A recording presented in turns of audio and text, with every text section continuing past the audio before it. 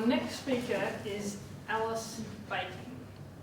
She's currently a facilitator, life coach and motivational speaker, and I have to admit that you have been highly active in this course because Alice has also been emailing me her homework and her notes from every session, so it's been very inspiring to see how dedicated you've been to this course, but I've also gone on guilt trips every week when you've sent through all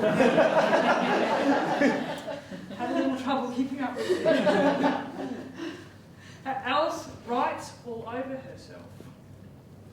She has a room, as her husband would say, that is covered with crazy ideas. She likes to pillion on a motorcycle, but can't ride a push bike. She sings really old songs and hangs out with homeless people. Her addiction is her phone, and she can't say the word licorice. This evening, Alice's story is called Her Second Life. Please welcome Alice. Thank you, Kay.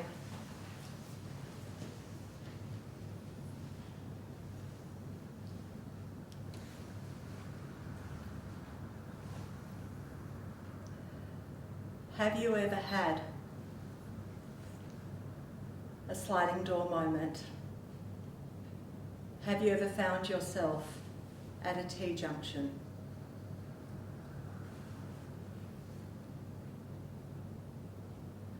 Have you ever made a decision that you knew was going to change the course of your entire life? On March the 31st, 2014, it was the day that my husband lost his wife to a car accident. It was a beautiful Sunday. They had an opportunity at the last minute to go for a country drive. They loved their drives together.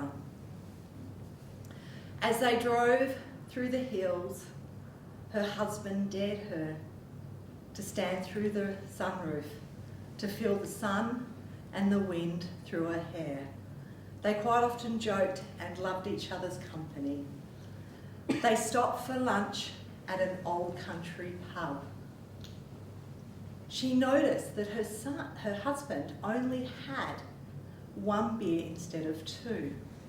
They usually shared the driving. But on this day, her husband offered to drive home. She smiled as she got into the car. They were heading right towards the freeway, but her husband turned left. He put the car in sports mode. He made a decision to go back through the hills. His wife smiled at him. She was sitting in the car, feeling the warmth of the sun on her skin. They quite often joked about them getting older and continuing on their Sunday drives. She would even say if she could choose how to have her last breaths, it would be while he was driving her around and with her falling asleep in the car. She doesn't know what happened. She heard a bang. She looked at her husband. She wanted to ask him why he had driven into a cliff. The airbag had gone off. There was heaps of smoke. There was a rush and a panic to get her out of the car. She heard that an ambulance had been called. They placed her on the side of the road, and a stranger who had stopped to help sat with her. But after a few moments, the stranger abruptly got up and walked away. She was confused. She didn't know why.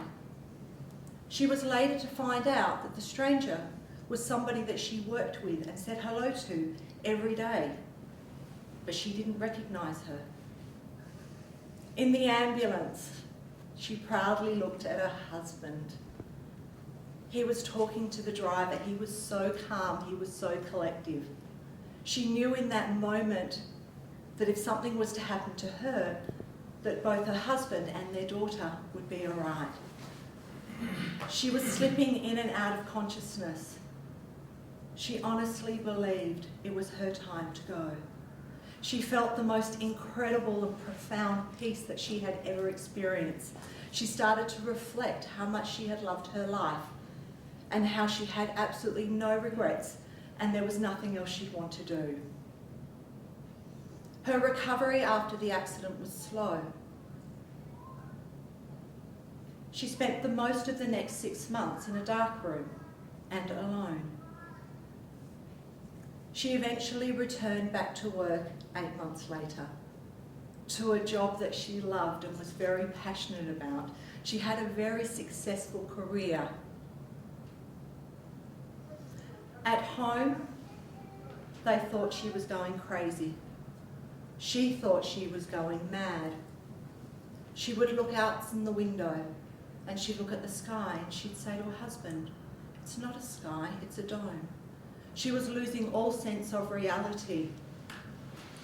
The mornings were worse when she was getting ready for work, especially in front of the mirror.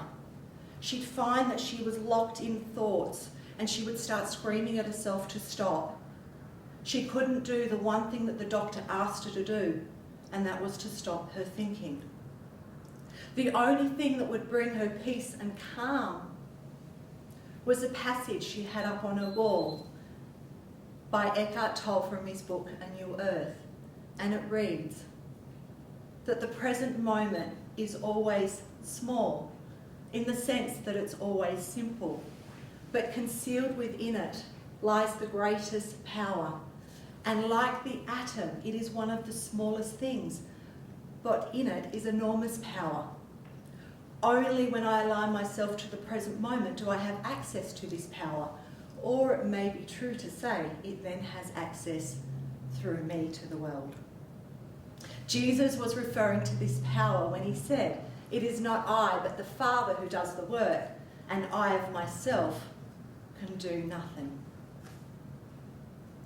3 years later, on a Friday night, her husband took her out for dinner to their usual spot. She thought it was very strange that he insisted on sitting outside. When they sat down, he began to profess how much he loved her. But then he looked at her straight in the eyes and he said, "I love you, but I just don't feel like we know each other anymore." He said that he had been on the same path as when they met 20 years prior, but he now felt that she was on a completely different path. She had quite often heard herself say that she would leave life as she knew it for any opportunity to be able to help and connect with people. He turned around and he said that if he was to meet her today, he would most probably not go out with her. He gave her a way out of the marriage. She didn't know which way to look. It's been 5.5 years since the accident. On the 28th of April 2016, it was their wedding anniversary. It was also the day that she said goodbye to her corporate career. She took several months off to really decide what to do. Their savings started to drain. She gave up drinking alcohol. Her husband saw many changes in her. They started using credit card for the first time in several years. They found themselves in more debt than what they had been in 20 years. They had enough cash and savings in the bank for one more mortgage payment. They lived on the beach. Her husband loved their house. He kept pleading. He didn't want to lose the house. She needed to find more work. She found her voice within and she heard herself say, "We will not be forsaken." As for her husband, he still waits every day for his wife, for me, to come home.